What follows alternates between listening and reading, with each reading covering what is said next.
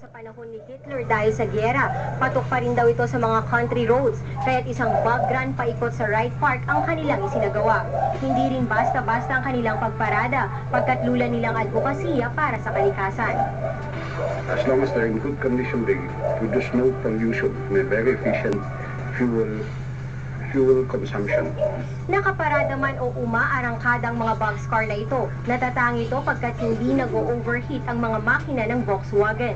Kaya naman buong kaanak, kapag lulan sa mga Volkswagen, enjoy na enjoy raw. Pag appealing din siya sa mga kids. Especially kahit na malit na bata, tanungin mo, alam niya kung anong sakyan niya di sa Volkswagen. I really like riding in my dad's Volkswagen. Ang ilang kabataan naman, ibinentang kaya nitong bilis sa karera. 160 km kada oras ang pinakamabilis umano nitong takbo. Pwede may pakita yung ganda ng Volkswagen sa ibang paraan. Not only sa vintage class, sa mga car shows, pwede rin kami actually magsumali sa mga ganitong mga klaseng races. Ibinida rin nila ang pinakaluma nilang modelo na 1962 pa bumabagtas sa Baguio City at ang pinakabago nilang modelo na pangkarera dahil sa turbo engine nito. Ako si Zeth Arceliana, naghahatid ng Balitang Amyanan. At yan po ang balita.